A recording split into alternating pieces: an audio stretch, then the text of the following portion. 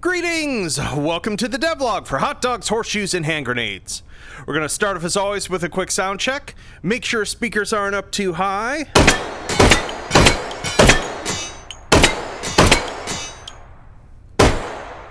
Wonderful. So what have we got for you this week? Well, we are taking a look at two of the new maps that are going to be coming in Update 105 when that massive update is ready.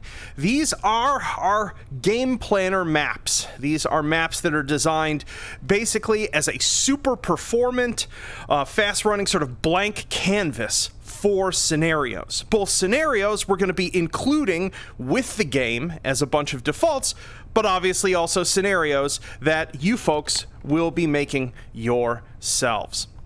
So the first of these maps we're taking a look at is a small one. This is called Hangar, and the purpose of Hangar is basically to give you a nice big open space that is sort of like a primary area with two little offshoot rooms, one that's sort of like a sort of close utility room where you have a view of the rest of the map, and one that is secluded so that you could end up doing sort of blind scenarios where the player comes out of. Let's come on over here. So say you wanted to set up a scenario that was something like a shoot house or a target sequence, but you didn't want the player to see it right at the beginning. You could start them in here in this sort of back office, have the item spawner here or here so that they would have to, say, come around the corner and out into the space, etc. Yeah, but otherwise is kept very simple like this so that you can stuff this through it full of a ton of content, and even folks with low specs machines should be able to run it like a breeze. Got a couple little climbing features on it here too. Got this beautiful nice set of utility ladders that Stefan made for us. Looking gorgeous. Got a variety of wall materials as well, just so that there's a little more variation in terms of impact sounds as you're playing. So between the concrete and metal and such. Oh, that's fun. Oh, I love this thing. We out? There we go. Ah, we were on burst. That explains things. I was like, what is going on with my UMP? So yeah, so this is our first little space. I really love how it feels in here, and in a second we will dive over into the second of our upcoming maps. That is sort of a refresh or a reimagining of something that I showed off in the past, and that had to cancel for a number of reasons. But yeah, we'll take a look in a sec. Ah, wonderful. So yeah, so let's dive on over to Sand Trap. That's right, despite the fact that the earlier version of this map was a performance disaster, because I didn't know what I was doing in terms of collision, I have rebuilt and reimagined Sand Trap as a significantly larger but pure exterior map. In many ways, those of you who've played something like Gmod, this is H3's version of flat grass, in that the sort of center area of it is dead flat and very large. It's like 500 meters across, and then there are going to be a series of other features to be found in this absolutely massive desert that is 3 by 3 kilometers. So this is the ultimate long-range sniping challenge map that a number of folks, I thought the Winter Wasteland was going to be large enough, but then all these folks decide to set up their bipods and be like, oh, I'm hitting those 1 kilometer shots like nothing. I need a bigger challenge. And so here you go. This is what this is set up for. If I start arm swinging out here, it's going to take us forever to get out to that tower. So I'm going to switch over to teleport here. This should give you... So here we are at the edge of the flat part. That's how far away where we started is. And as we crest this dune, you'll notice that we also have Someone's further out in the distance. That's beyond the sort of active play space. You'll also probably, some of you who've experienced this in some of the larger maps in H3 will probably be asking, are the scopes going to be changed, and is the spectator cam going to be changed to be able to handle this long range of a view distance? The answer is yes. I don't have it rigged up yet, but it will be. Oh, I love this tower. And if we come on over to here, up our spiral staircase, which I'm feeling lazy, so I'm not going to turn around as I come up it. Beautiful. And to give you an idea of distances here, the shot from here to that very, very distant area there, which is where our fountain is. Let's see if I can get it in the scope. That is about a 1.3 kilometer shot. Actually, no, should be looking through the left eye here. There we go. Yep. That's 1.3. That one's like 600 or 700. Check out the bullet drop at this distance. Wow. If we want to hit that wall. That is just wild. So yeah, so this will, once again, this will come with a bunch of sort of pre-configured shooting scenarios at various sorts of distances. There'll be teleport pads set up in a lot of the default scenarios to make it easier to get from place to place. You don't have to trek out manually. And there's going to be some more of these different plinths and features with other sorts of sort of fun little surprises, a few Easter eggs in this massive Dooney desert. Oh, I just love this. Let's shoot on over briefly to our fountain. Let's go to our opposing edge. You can probably hear my thumb buttons clicking away.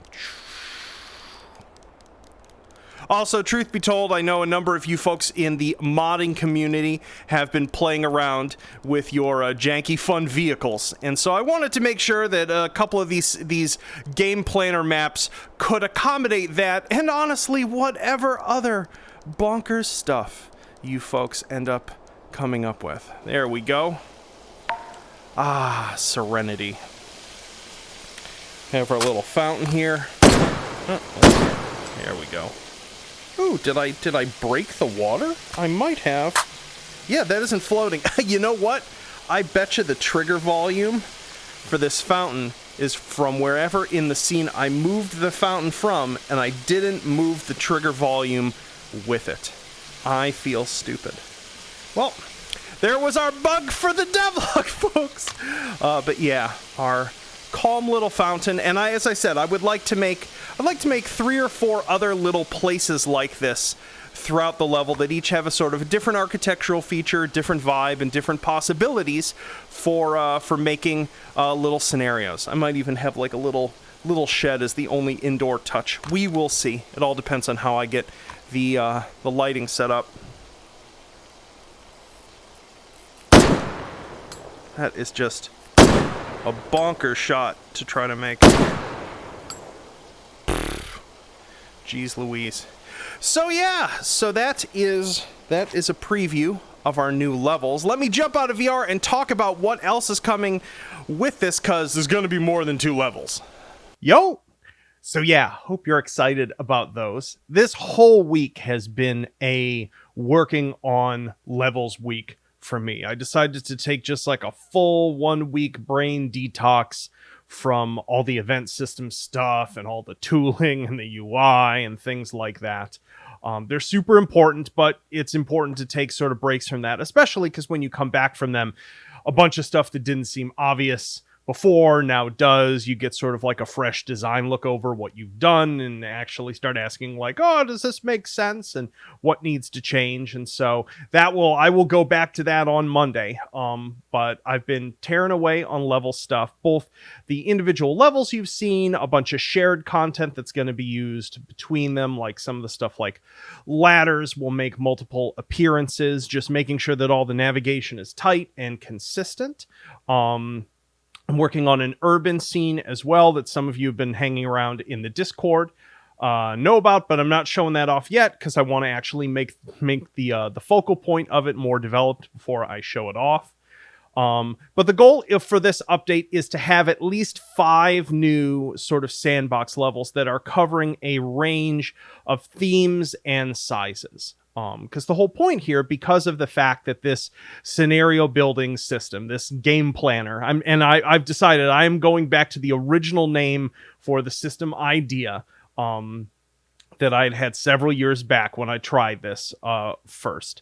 But for game planner, I want to make sure that there are spaces that are small and simple that can accommodate people putting a lot of very dense content into them and still running well. But I also want to make sure that there are some expansive spaces that have a whole bunch of sort of sub areas, not unlike the way that, traditional classic first person shooter levels are designed, where you have sort of like a sort of conduity area and then you've got an arena, and then a conduity area and then an arena. So I want to make sure there are some spaces that can accommodate that kind of design.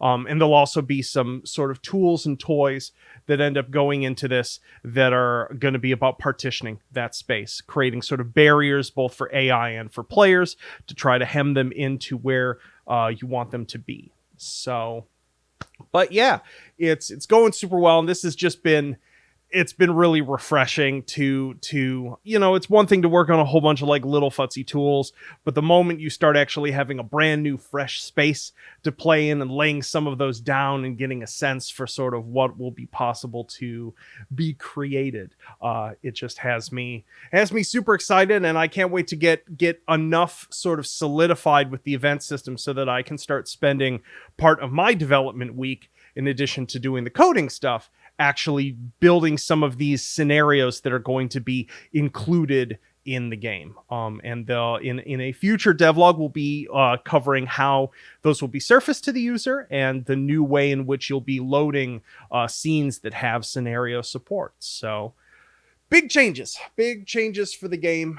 I'm a little tired, but just super excited for all of this. And yeah, I can't wait to get you folks into this. As in the past, I said sort of nebulously, in the future would be sort of when the first public build is likely to transpire, and that is looking like it's going to be August, probably mid to late August, realistically. But as I said, because of the fact that you're going to be able to dive into this and start saving data, people are going to start sharing that with each other, I want to make sure that nothing has to change about that, the sort of updated file format and the way that the scenario saving works before people just go wild with it in these new levels. Because, yeah, I don't want to have to be like, sorry, everything you made the past 2 weeks, go delete it, please.